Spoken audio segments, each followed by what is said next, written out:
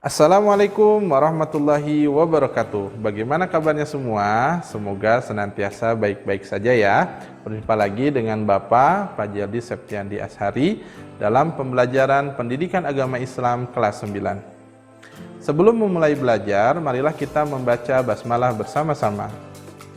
Bismillahirrahmanirrahim. Pada hari ini kita akan membahas tentang sejarah perkembangan Islam di Nusantara dan tradisi Islam di Nusantara. Bagaimana sejarahnya dan apa saja tradisinya? Mari kita simak bersama-sama. Islam masuk ke Indonesia bukan dengan peperangan ataupun dengan penjajahan.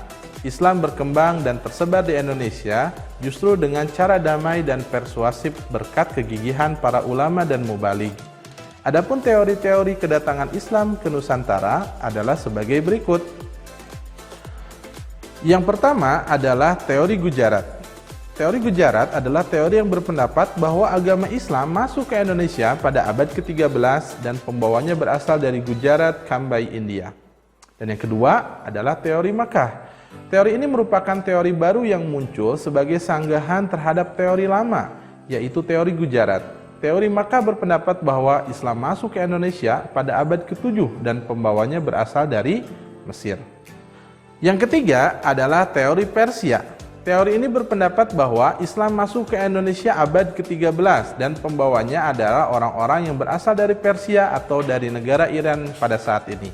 Dasar teori ini adalah kesamaan budaya Persia atau budaya Iran dengan masyarakat Indonesia, seperti peringatan 10 Muharram ataupun peringatan Tasyua Asyura. Kemudian yang keempat adalah teori Cina. Masuknya Islam melalui perdagangan dengan orang Cina. Jauh sebelum Islam masuk ke Nusantara, Cina sudah memperkenalkan ajaran Hindu dan ajaran Buddha. Selanjutnya, kita akan membahas tentang penyebaran Islam di Nusantara, yaitu melalui perdagangan, pernikahan, pendidikan, hubungan sosial, dan kesenian, tergantung cara seseorang da'i atau mubaligh dalam menghadapi mustaminya. Sebelum kita melanjutkan kepada materi berikutnya, Bapak ingin bertanya dulu kepada kalian. Pertanyaan yang pertama adalah, teori mana yang lebih kuat dari keempat teori tersebut menurut kalian? Dan yang kedua adalah, penyebaran yang paling efektif itu melalui apa? Apakah pernikahan, apakah kesenian, dan lain-lain? Silahkan dijawab.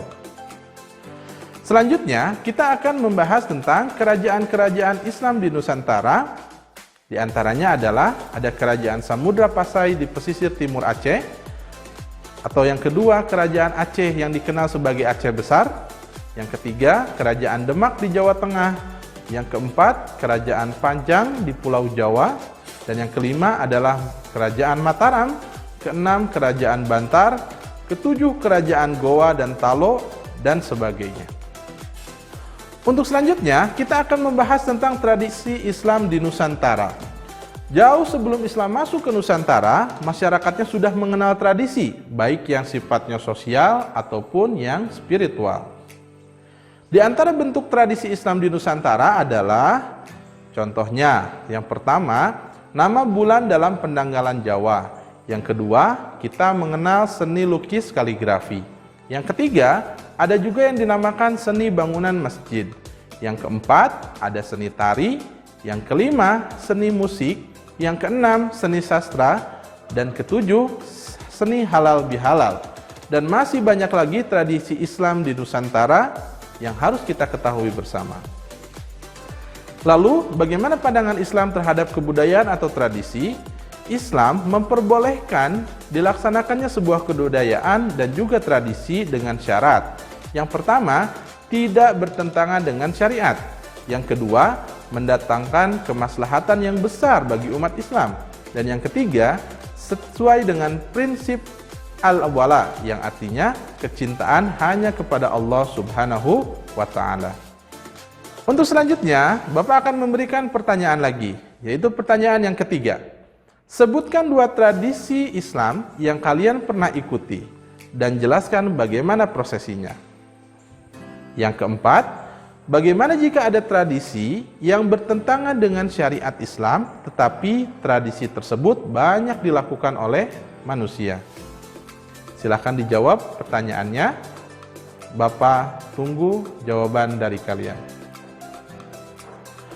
Demikian pembahasan PAI pada kesempatan kali ini. Semoga menambah ilmu dan wawasan kita semua. Mari kita tutup pembelajaran PAI kita pada hari ini dengan membaca hamdalah bersama-sama. Alhamdulillahirabbil alamin. Terima kasih atas perhatiannya.